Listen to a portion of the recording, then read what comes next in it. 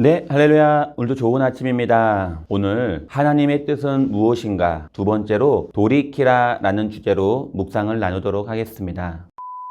네, 나의 길에서 돌이키면 하나님이 일하신다. 하나님은 이스라엘 백성이 거룩한 삶을 살게 하시기 위해 그들을 애굽 땅에서 건져 가나안 땅으로 보내주셨습니다. 그런데 가나안 땅은 철저히 부패한 땅, 전적으로 타락한 땅, 상상할 수도 없는 음란한 땅이었습니다. 하나님은 왜 이런 척박한 땅에 이스라엘 백성을 주신 것일까요? 하나님은 이 부패한 땅에서 이스라엘 백성이 구별된 삶을 살기를 원하셨습니다. 부패와 음란과 타락을 돌이켜 거룩한 땅으로 회복되길 원하셨습니다. 오늘날 우리에게도 부패하고 타락하고 음란한 이 땅을 회복시킬 사명이 있습니다. 하나님은 우리를 세상과 구별된 거룩한 백성으로 빚으시길 원하셔서 하나님의 자녀로 우리를 부르셨습니다. 하나님은 여호수아에게 가나안 땅을 점령하고 이 땅에서 어떻게 살아야 할지 알려주셨습니다. 오직 강하고 극히 담대하여 나의 종 모세가 내게 명령한 그 율법을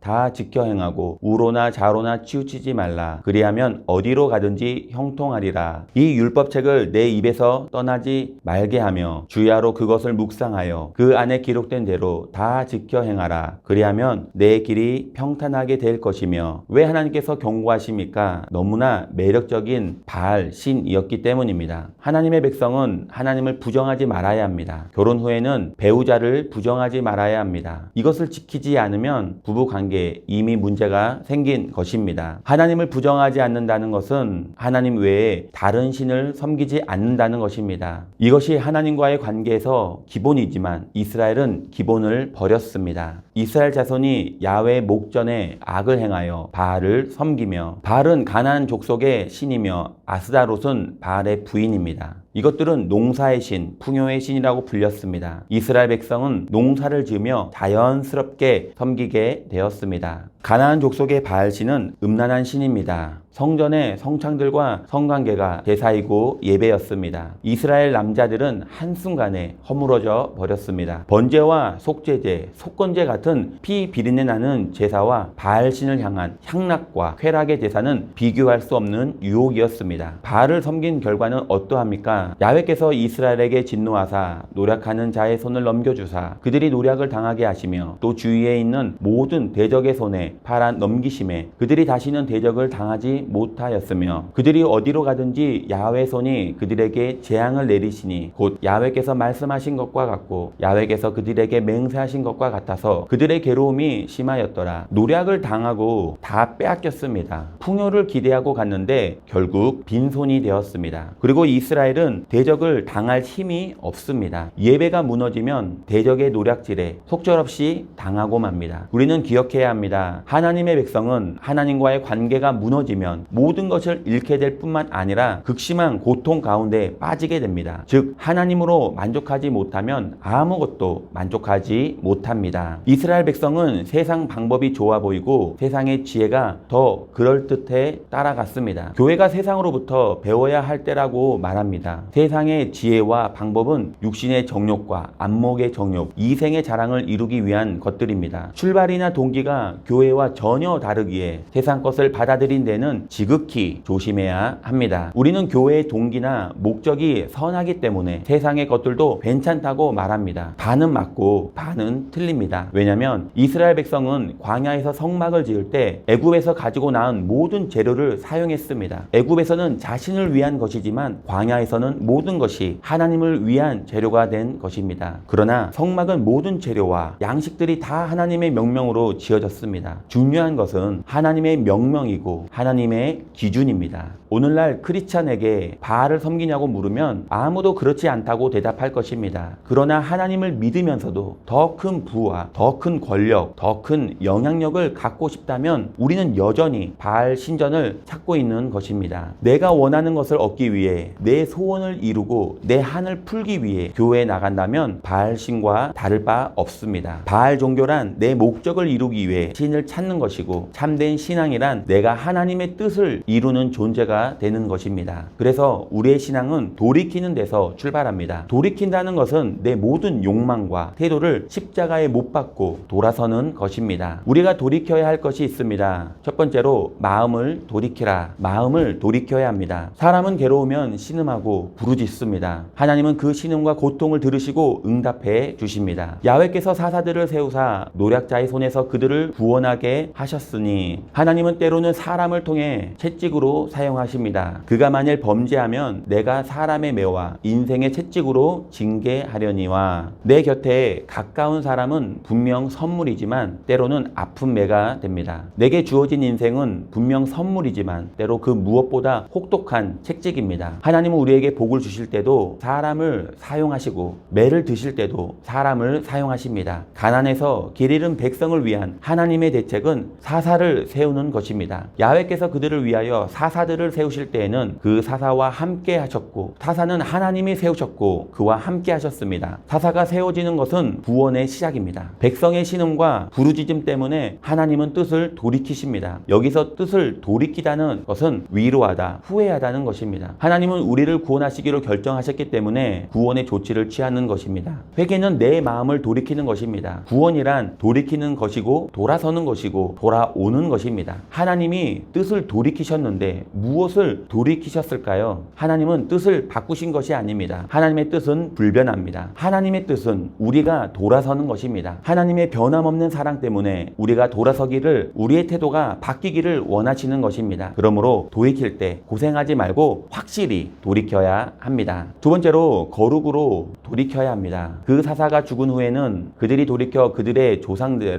조상보다 더 타락하여 다른 신들을 따라 섬기며 그들에게 절하고 그들의 행위와 패역한 길을 그치지 아니하였으므로 이 백성이 내가 그들의 조상들에게 명령한 언약을 어기고 나의 목소리를 순종하지 아니하였은즉 나도 여호수아가 죽을 때에 남겨둔 이방 민족들을 다시는 그들 앞에서 하나도 쫓아내지 아니하리니. 사사시대를 요약하면 각자가 자기 소견에 옳은 대로 살았다는 것입니다. 누구나 자기 보기 좋은 대로 자기 생각에 옳은 대로 살았던 시대입니다. 그래서 타락했습니다. 타락의 본질은 다른 신을 섬기는 것입니다. 하나님을 떠나면 반드시 다른 신을 찾게 되고 다른 신에게 절하고 섬기며 악한 길을 계속 가게 됩니다. 이것이 타락입니다. 명심해야 합니다. 하나님을 떠나면 다른 신에게 걸려듭니다. 하나님을 떠나면 반드시 우상에게 사로잡히게 됩니다. 우상은 무엇입니까? 돈이나 권력이나 인기나 명예가 우상입니다. 하나님을 떠나면 이것들이 우상인 줄도 모르고 감쪽같이 속아서 목숨을 걸고 섬깁니다. 하나님은 우리를 깨우시기 위해 대적들을 세상에 남겨 놓으셨습니다. 하나님은 원래 다 쫓아내라고 하셨지만 여호수아는 명령을 지키지 못했습니다. 하나님은 남겨둔 이방 민족을 그냥 두라고 말씀하십니다. 그 이유가 이는 이스라엘이 그들의 조상들이 지킨 것 같이 나 야훼의 도를 지켜 행하나 아니하나